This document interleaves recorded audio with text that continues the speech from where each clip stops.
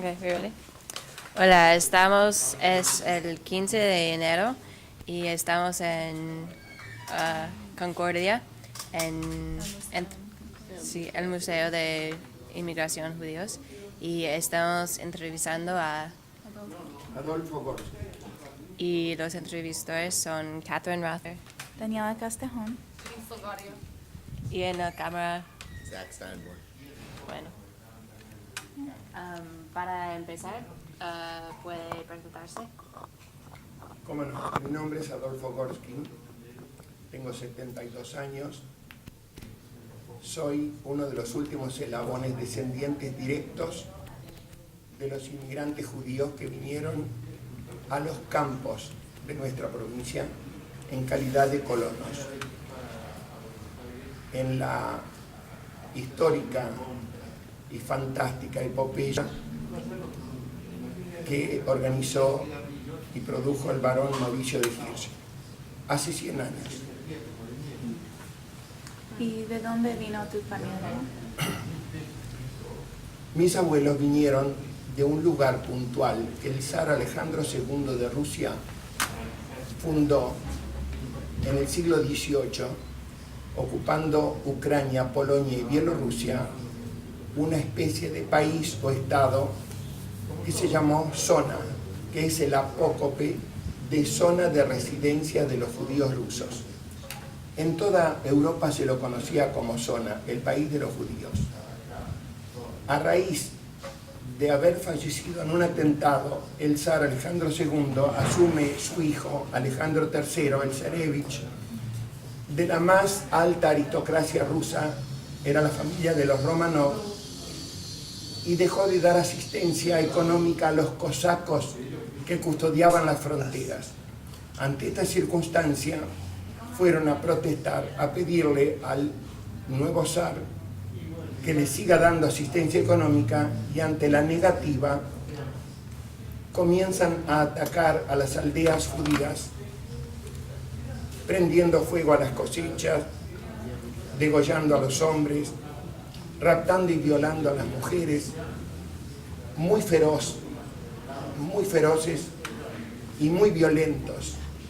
Y ahí es donde nace por primera vez una palabra en ruso: pogrom.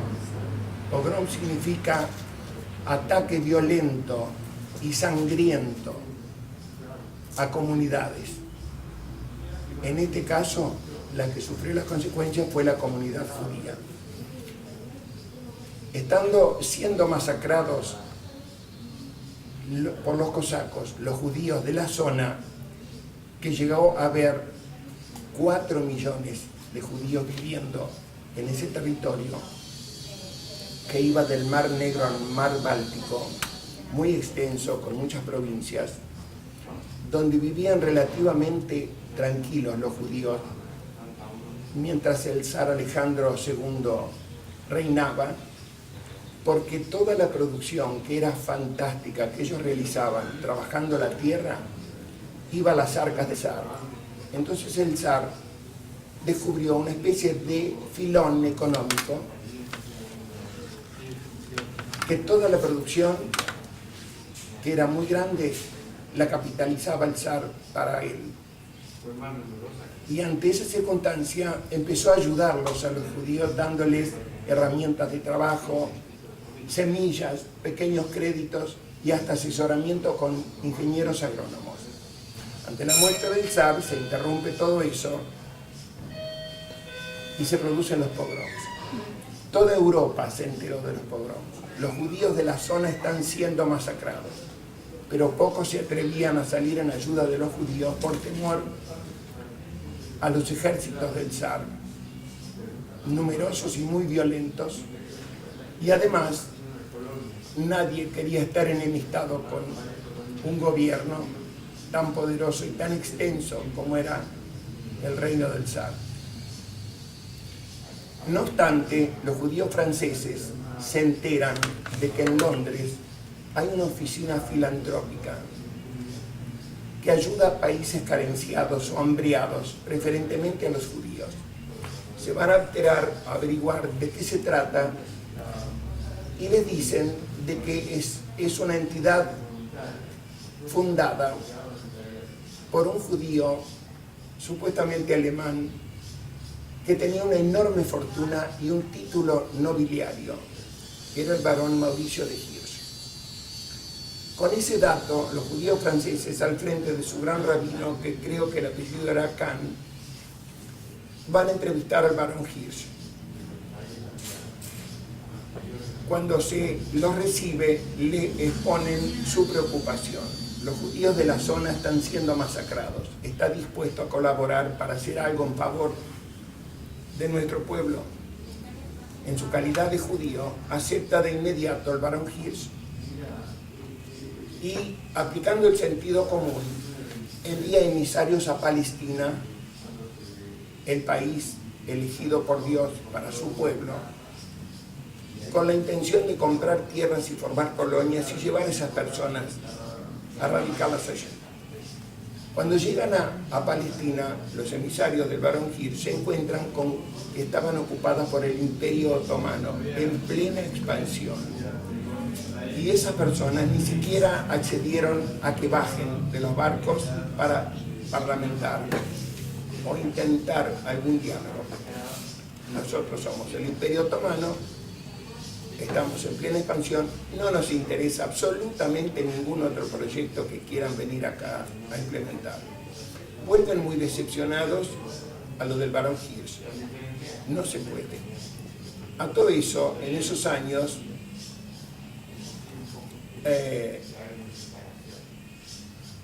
un amigo del barón Hirsch contemporáneo, el doctor Herzl, tenía toda la intención de fundar un país judío, quería crear un país judío, y como en Palestina no se podía, viene el barón Hirsch con un dato.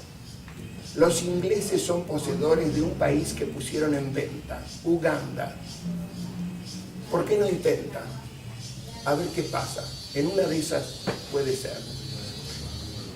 Manda emisarios a Uganda y vienen más decepcionados todavía porque consideran que es un territorio semi-salvaje, con un clima insoportable, tropical, con una vegetación espesa, animales salvajes y gente también que no podían.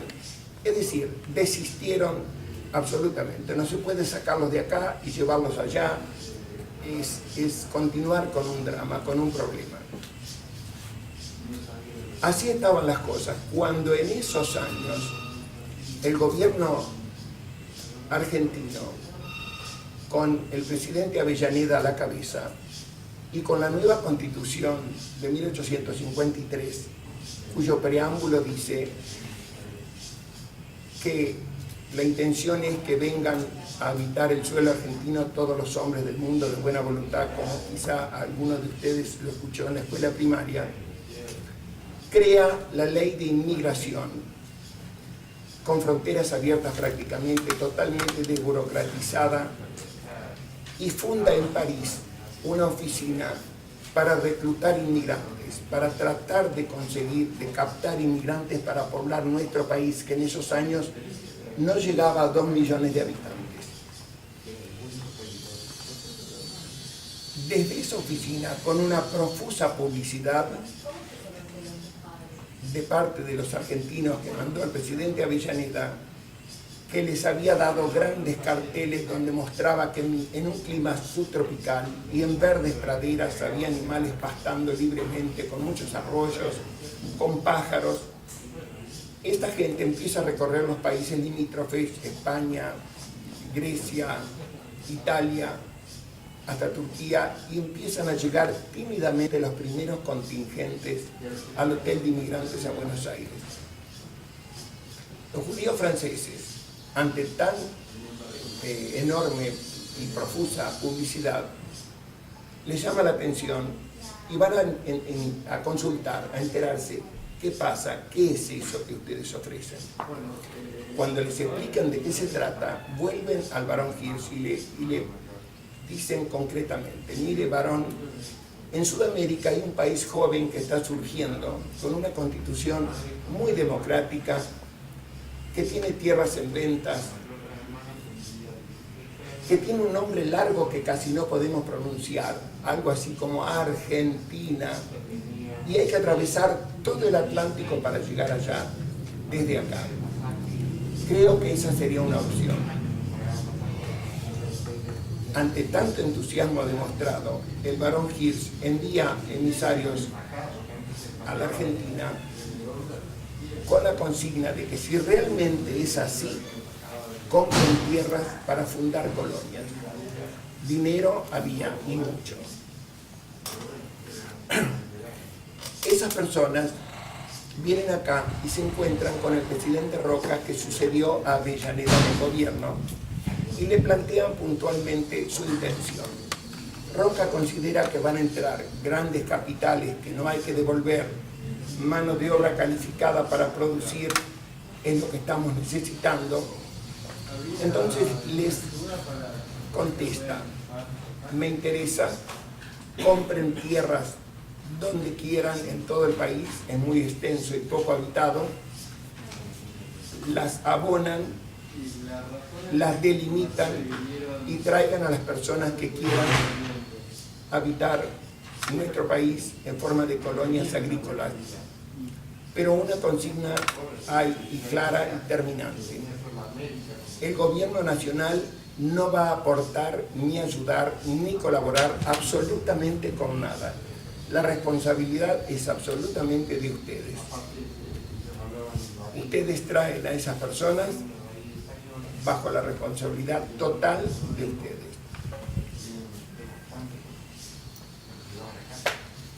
Debo acotar de que en esos años habían fallecido los dos hijos del barón Hirsch. El barón Hirsch tuvo, al casarse con Clara Bischofenstein, ella era heredera en tercera generación de poderosos banqueros judíos. Y el barón Hirsch en esos años tenía la concesión en exclusividad de extender las redes ferroviarias por toda Europa. Inclusive es el autor del famoso Expreso de Oriente, sobre el cual tanto se escribió. Agatha Christie hizo novelas y hay películas, además de tener muchísimos otros negocios. Él, para la extensión de las redes ferroviarias, tenía la exclusividad en toda Europa del Imperio Otomano, que estaba en plena expansión, como dije antes.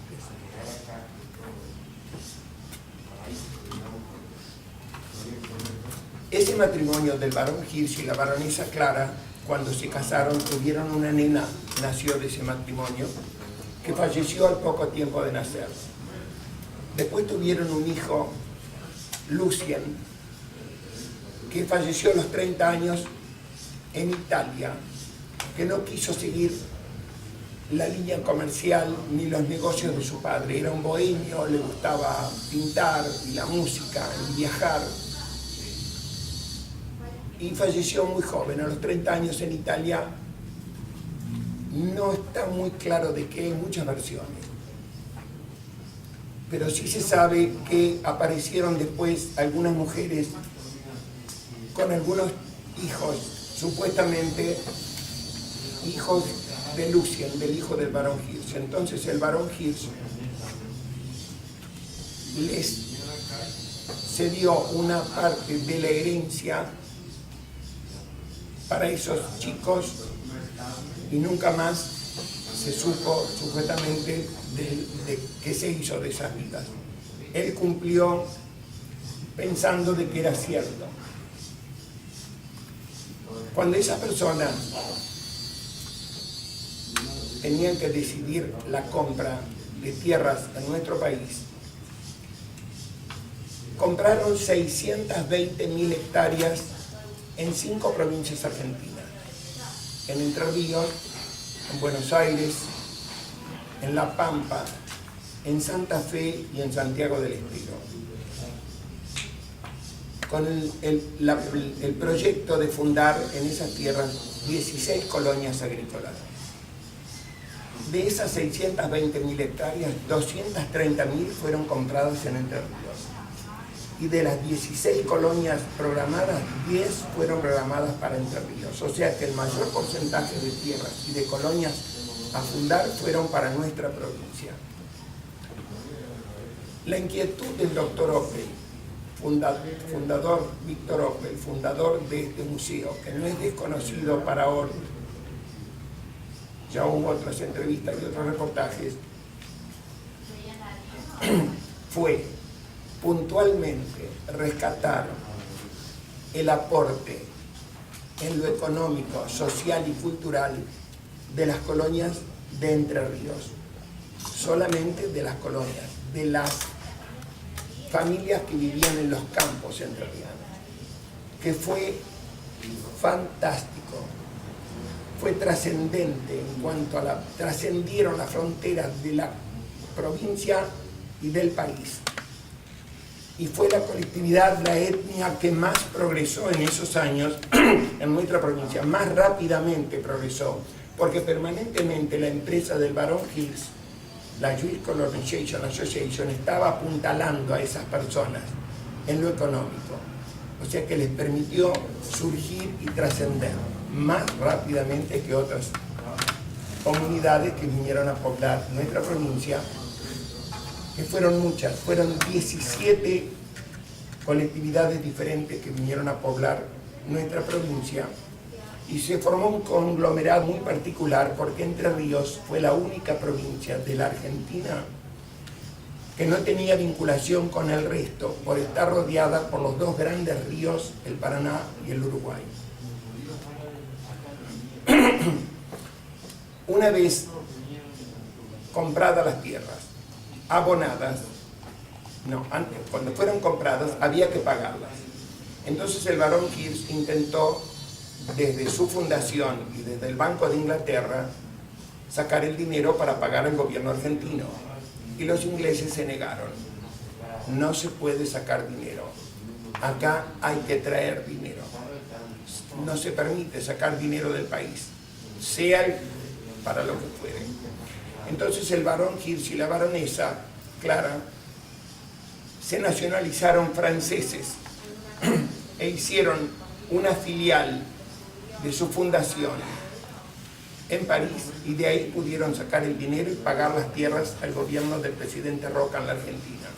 Delimitaron las parcelas y el Barón Hills mandó barcos a través del Mar Negro y por el puerto de Odessa empezó a sacar personas de la zona que estaban siendo prácticamente masacradas, perseguidas por los pogroms y por los cosacos. Eso sucedía en los años 1890 más o menos. El primer contingente de personas que fueron colonizadas en la provincia de Entre Ríos llegaron en el vapor Pampa al puerto de Buenos Aires, con alrededor de 800 y algo judíos rescatados de la zona. Una vez que llegaron al puerto de Buenos Aires tenían que hacer una cuarentena en el barco por eventuales o posibles enfermedades que podría haber, un tiempo de aclimatación al nuevo lugar, a un clima subtropical, porque ellos venían de zonas sumamente frías, donde 10 meses al año tenían poco menos de 1 metro de nieve delante de sus puertas, y para salir de sus casas habían una especie de ventana o puerta-ventana en el techo, y por ahí encima salían. La mayor parte del año se manejaban con trineos tirados por caballo, y ellos conocían ya cómo se trabaja y cómo se siembra y se cosecha el trigo, el lino, el maíz, algunos otros cereales y las plantas de guía. Sabían lo que son las sandías, los melones, los pepinos. O sea que para ellos no fue traumático el desarraigo, en el sentido de que acá encontraron un clima subtropical. Tenían la posibilidad de ser propietarios de esas tierras y no había cosacos. Una pregunta. ¿Cómo eligieron las familias que emigraron? ¿Cómo eligieron a las personas? Sí, que emigraron. No las elegían. Según tengo entendido, por escasos relatos que escuché en mi familia, se anotaban en listados enormes para salir del país.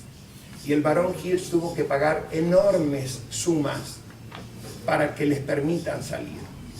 Y esas personas que salían tenían que firmar un documento donde se comprometían una vez que salieran a no regresar nunca más a Rusia. Pero antes el barón Hirsch había intentado comprar tierras en Rusia, crear colonias privadas para los judíos, escuelas, universidades. Entonces el gobierno del zar le dijo, podríamos intentar, usted tendría que pagar y después le contestamos. Pagó sumas enormes, millones de rublos para nada. Nunca logró absolutamente nada en ese sentido.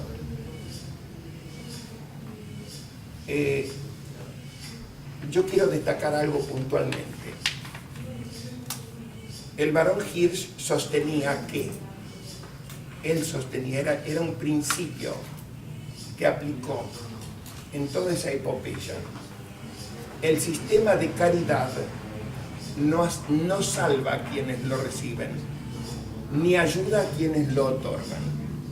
O sea que para mantener alta la autoestima y la dignidad de esas personas, él los salvó, invirtió en traerlos, en comprar tierras, en ubicarlos, y después les dio alrededor de un promedio de 20 o 25 años, con 5 años de gracia y con un 4% de interés anual, la posibilidad de que con el producto de lo que ellos saquen de la tierra, lo que ellos produzcan, lo que ellos cosechen, con eso vayan pagando a la empresa el valor de la tierra a precio original y lleguen a ser propietarios de sus parcelas en los campos de Entre Ríos, que consistían en alrededor de 150 hectáreas cada colono, más o menos. Pero ¿cómo es la historia de su familia en relación con todo esto? Perdón, no entendí. ¿Cómo es la historia de su familia en relación con esta historia? Ahora llego. Quería hacer primero el preámbulo y describir la circunstancia por la cual llegaron en ese vapor Pampa. Una vez que llegaron al hotel de inmigrantes, la empresa del barón Hirsch seleccionó a los matrimonios jóvenes, preferentemente con hijos chicos, o novios que debían casarse antes para acceder o tener derecho a ser colonizados.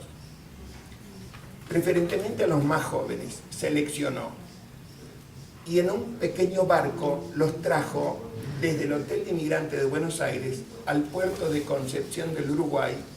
Es un puerto que está en una ciudad al sur de la provincia de Entre Ríos.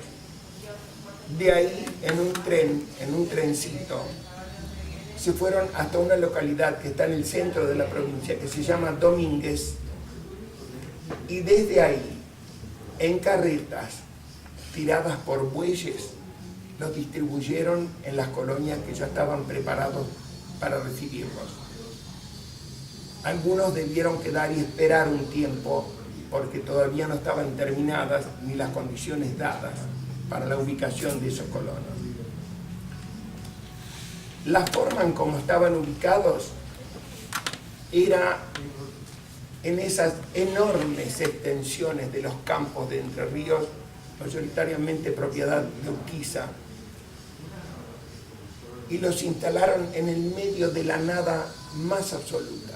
Solamente había tupidos montes de espinillos que ellos debían enlazarlos con cadenas de los troncos y con los bueyes arrancarlos para hacer la tierra cultivable. A partir de acá yo arranco con la historia de mi familia, que llegó en ese barco Pampa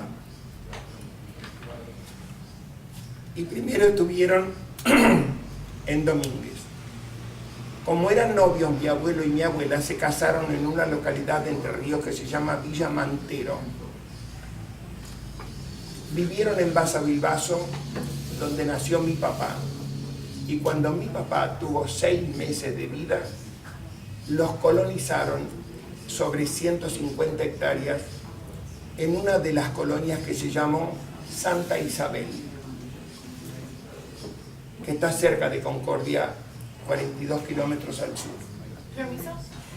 ¿Cuántos inmigrantes están en La Pampa? Estuvieron en La Pampa.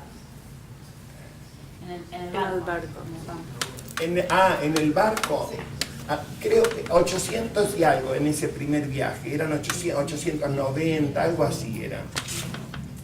Porque esa inmigración con el barco Pampa no tiene nada que ver con otro barco que se llamó el Weser, que llegó a Mar del Plata, con otra historia bastante angustiante y bastante difícil, que fundaron Moisés Villa Moisés. Esa es otra historia, independiente absolutamente del barco Pampa. Los que quedaron en el hotel de inmigrantes, que no fueron traídos para colonizar, fueron los artesanos, los profesionales y los comerciantes, que en esos años a la ciudad de Buenos Aires, donde quedaron, le dieron una fisonomía muy particular, porque con esas personas y otras de otras colectividades nacieron los famosos conventillos, que eran casas, inquilinatos, casas de alquiler, donde vivían muy hacinados. Nosotros estuvimos en La Boca y estuvimos viendo Claro, un conventillo. esos conventillos, donde estaban los gallegos, los españoles, los tanos, los italianos, los rusos, los judíos, y se hicieron muy populares. Y cada uno, para tener un recurso económico y tener de qué vivir, empezó a ejercer el comercio. Ustedes habrán oído decir de que muchos de los judíos fueron cuenteniques. Esa palabra cuentenic era un vendedor ambulante que, casi sin saber el idioma, empezó a recorrer casa por casa ofreciendo mercadería a crédito. Al mes siguiente volvía, cobraba una cuota de lo anterior y le vendía alguna otra cosa. La palabra cuentenic se supone que deriva de vender a cuenta. De ahí el vocablo cuentenic. Una vez que estuvieron instalados en la colonia, mi abuelo y mi abuela, con un bebé de 6 meses, que era mi papá, mi abuelo tenía una especie de profesión antes de venir. Como eran hábiles agricultores, mi abuelo sabía muy bien cómo se arma una parva con cereal cosechado, con gavillas cosechadas. O sea que se hace, parva quiere decir, es una especie de montón de cereal cosechado sin trillar todavía, que había que armarla de tal manera en que el techo esté hecho para que cuando llueva no entre agua y pudra todo el cereal. Era una técnica que mi abuelo conocía. Entonces era requerido para hacer ese tipo de actividad y algún dinero ganaba. Mientras tanto, mi abuela quedaba con ese bebé de 6 meses en la casa, y la empresa colonizadora, cuando los trajo a vivir a la colonia, les dio 2 habitaciones de ladrillo asentado en barro sin revocar.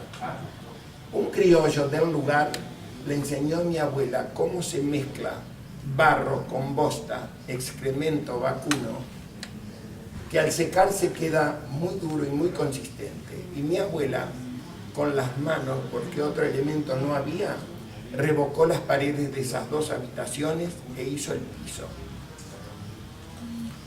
Para esas personas, como les dije, no fue traumático el desarraigo en el sentido de que acá encontraron un clima subtropical, podían ser propietarios de la tierra con el tiempo y no había cosacos. Lo traumático sí fue para ellos dejar un lugar donde en muchísimos casos, en la mayoría, dejaban contención familiar, papá, mamá, comidas, olores, sabores. Mi abuela tenía en ese entonces 24 años. Una pregunta también. Cuando su abuelo y abuelo vienen,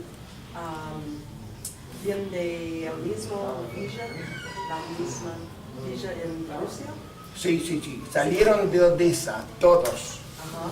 Todos salieron del puerto de Odessa. Okay. En el primer barco que fue el Pampa del Barón Hirsch. De ahí salieron y después de un mes más o menos de viajar, llegaron a Buenos Aires. Se conocían antes de venir. ¿Y ellos han tenido 6 hijos, sí? No, ¿Sus ellos abuelos? tuvieron, mis abuelos, Sí, tienen 6 hijos. 6 6 hijos. hijos. ¿Y nacen? ¿Were they born in hospital? Nacieron en un hospital, ¿O en casa? no en la casa. La idea, cuando los colonizaron, la forma de la colonia era un camino vecinal, un camino de tierra largo,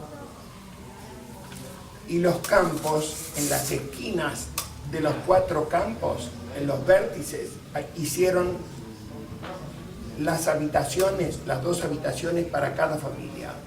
Acá una, 5 o 6 kilómetros más adelante otra, y un poco más adelante otra, con la intención de que si tienen problemas se asistan entre sí, porque no había dónde acudir.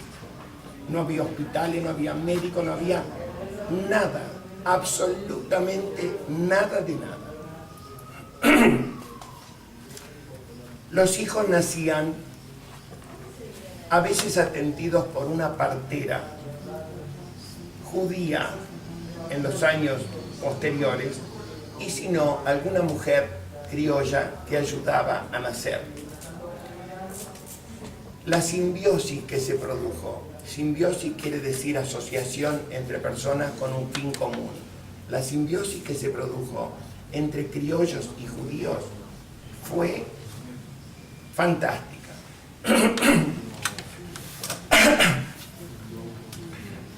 Los criollos no se molestaron por el advenimiento de los judíos ni los enfrentaron, porque esos judíos fueron asentados en predios preestablecidos.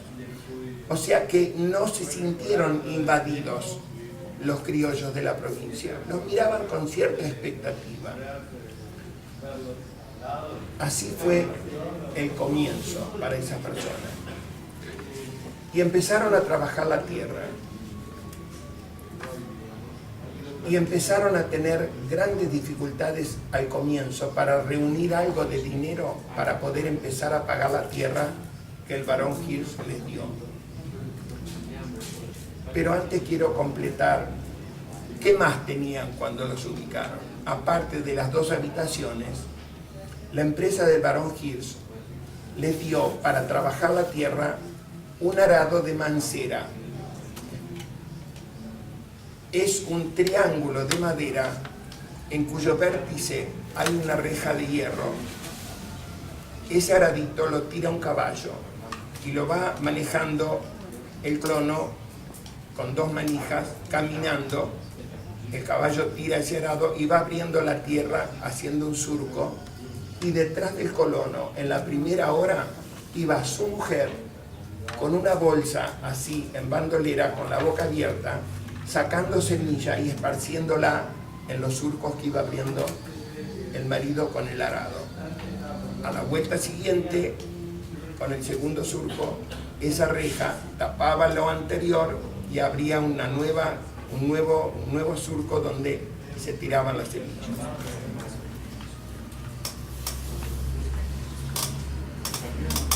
Una pregunta. Sí. ¿Tienen ya sus abuelos crecieron en Odessa? ¿O dónde crecieron? No, ellos vinieron a la ciudad de Odessa cuando debieron emigrar.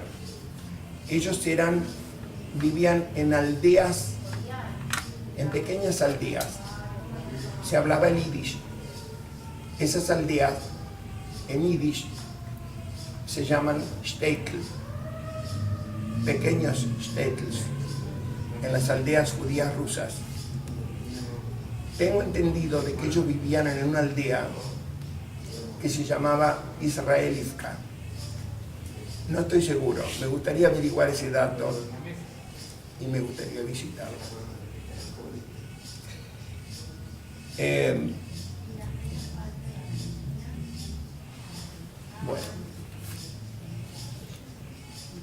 Retomando.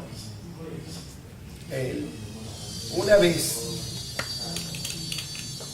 que estuvieron instalados, les dieron las 2 habitaciones, un arado de mancera, un pozo para agua, para sacar agua para compartir entre los 3 o 4 vecinos, y había un promedio, más o menos, algunos más, algunos menos, de 2 caballos, 2 vacas, y ellos pidieron, como aves de corral, gansos, como tenían en la zona, en sus casas, donde vivieron 3 generaciones de judíos en ese territorio, porque del ganso obtenían los huevos, la carne y la pluma del ganso, que en más de una casa todavía hay almohadas o acolchados de plumas de ganso que hacían nuestros abuelos.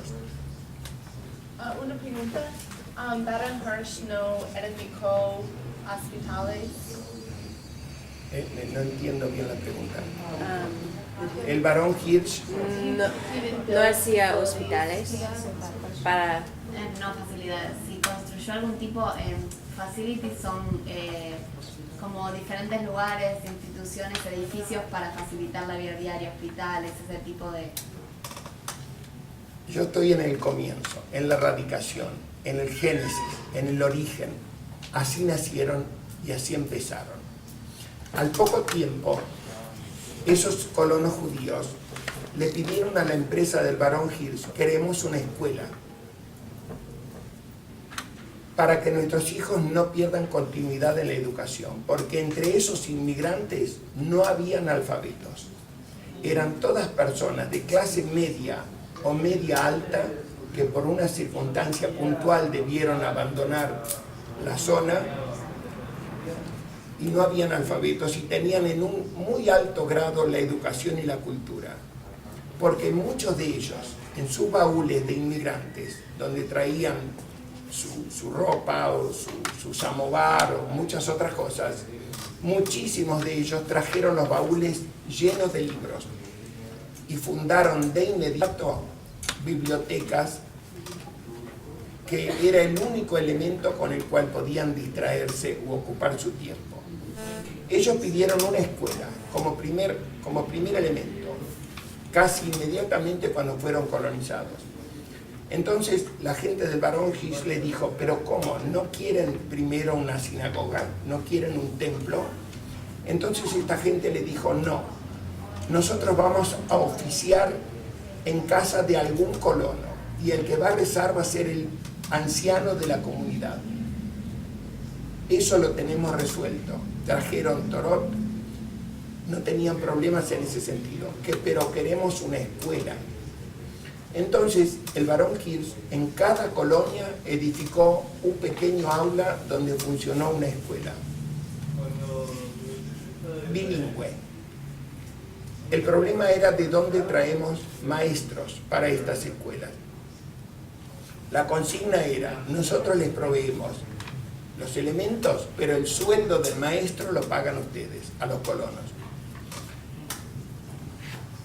La empresa del barón Hirsch se contactó con maestros franceses que sabían hablar ladino, es un español antiguo, pero les exigió que sepan hablar yiddish, porque con el ladino se entendían con los criollos, castellano, y con el yiddish con los hijos de los inmigrantes rusos que hablaban ruso e yiddish, y les enseñaron esos dos idiomas a unos y a otros, y así pudieron entenderse entre sí. Perdón, entonces eran de origen francés, son los de la Alianza Israelita Universal, ¿verdad? Sí, los ¿Y eran primeros. franceses? Sé que los trajeron de Francia. Ah, Ese es el dato que tengo.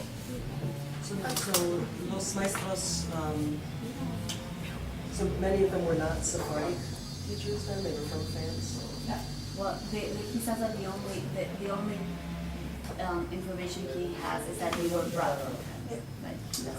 Gaby, la Alianza Universal estaba en Marruecos, Marruecos era francés en ese momento. Claro, no, yo No, por de eso le Francia. pregunté, pero me dijo que lo único que pensaba es que había Por eso, pero la Alianza Universal estaba en Marruecos y ellos eran los que Está bien. hablaban latín. Claro. Los Pero parece que maestros era enseñaron castellano.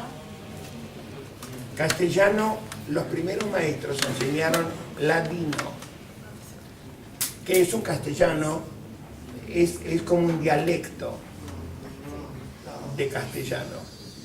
Después aparecieron nuevos maestros, inclusive acá en la provincia hay una escuela que se llama Escuela Alberdi, en la provincia de Entre Ríos, donde muchos de los hijos de los colonos fueron enviados a estudiar magisterio para recibirse de maestros becados por la Yevich, la empresa Baron Hirsch, y después fueron maestros en las escuelas de las colonias.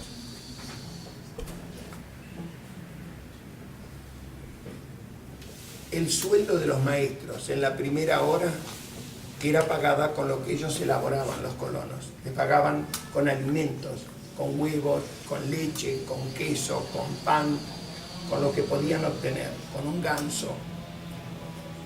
Y lentamente empezaron a producir y fueron obteniendo algún dinero para empezar a pagar esos sueldos. ¿Hay algunas organizaciones para ayudaban a los inmigrantes? Solamente la empresa del Baron Hirsch, únicamente. Pero no los descuidaron en ningún momento. Tenían organizadas oficinas desde donde había una persona que ellos llamaban administrador. El administrador de la empresa se hacía eco de todos los pedidos y de las sugerencias de los colonos, las inquietudes y lo que fuera necesario. O sea que así tuvieron las primeras escuelas con esos maestros y empezaron a captar a los hijos de los criollos. El criollo es una mezcla de indígena y español. Esos hijos de los criollos desconocían tres cosas elementales que hacen a la vida de una persona. Ellos no sabían lo que es la religión. Nunca había entrado nadie a predicar a esas enormes extensiones de los campos de Entre Ríos. Eran muy supersticiosos. Ellos creían lo que acá, bueno, no sé, ustedes quizá no lo entiendan, pero ellos creían en supersticiones como la luz mala o el lobizón, que son supersticiones muy arraigadas en los pueblos primitivos. No sabían lo que es una escuela, no tenían la menor noción de lo que es una escuela porque nunca habían oído hablar qué es leer y escribir. Y tampoco sabían lo que es el trabajo como ente para mantener la familia, por ejemplo. ¿Qué es trabajar? Porque ellos decían de que yendo a una de las estancias de esos establecimientos que estaban muy alejados unos de otros, a amansar algún caballo salvaje que cobraban algún dinero por eso, tenían, por ejemplo, para comprar, como solían expresarse, yerba y galleta. O sea, para tomar mate y galleta, que es el pan que usaban. Y como la naturaleza, la flora y la fauna de la provincia de Entre Ríos son tan pródigos y no estaban explotados todavía, ellos tenían perros especializados y cazaban animales salvajes comestibles, como liebres, mulitas, vizcachas, que les daban la proteína de la carne. Entonces, en esa forma vivían. ¿Qué es eso de trabajar? no tenían necesidad de trabajar, hasta que llegaron los colonos judíos a establecerse. Esos criollos eran un poco nómades, o sea que vivían en un rancho, el criollo con su mujer. Un rancho es una casa muy precaria, en el medio de la nada, prácticamente entre los árboles. Vivía el criollo con su mujer y muchos chicos generalmente. Pero la característica y la particularidad de ese hombre criollo que vivía en los campos entrerrianos se veía interrumpida cuando, por ejemplo, en alguna tarde primaveral pasaba a caballo frente al rancho alguna criollita joven, linda, de mejillas rozagantes y trenzas largas, y le hacía una seña al criollo. El criollo dejaba mujer, hijos y todo lo que tenía, seguía detrás de esa criollita, armaba un nuevo rancho con una nueva familia, o sea que era medio nómade. Cuando llegaron los colonos, esas casas, esos ranchos de esos criollos fueron hechos en los predios de los judíos, porque los judíos necesitaban ayuda para trabajar el campo, braceros, mano de obra. Entonces cambió la vida de esa persona y ellos empezaron a captar los chicos y enviarlos a esas escuelas donde enseñaban castellano e yiddish. Y los hijos de los colonos aprendieron perfectamente a hablar el yiddish como un idioma más, sin saber bien de qué se trata, pero lo hablaron perfectamente, y la relación entre los criollos, sus hijos, con los inmigrantes, en cuanto a la conversación, era absolutamente yiddish exclusivamente. Castellano hablaban con los hijos ya que nacían acá y que aprendieron el idioma. Y no era nada raro ver o recorrer la colonia y ver cómo en el medio del camino, del lado de adentro del alambrado de su campo, hay un colono parado ahí revisando, recorriendo su campo, y del lado de afuera un criollo a caballo liando un cigarrillo con tabaco y papel que le pasaba la lengua para fumar, hablando en un fluido yiddish y riéndose y haciendo bromas.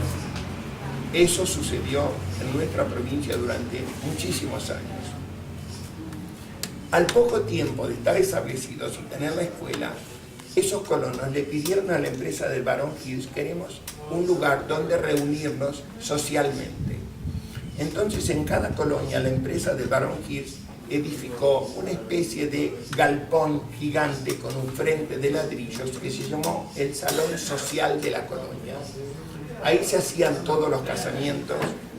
Era una vida social intensísima. Se daban muchas obras de teatro. Al principio, los mismos inmigrantes, algunas familias en particular que se destacaron en ese aspecto, como por ejemplo la familia Herzriken, muy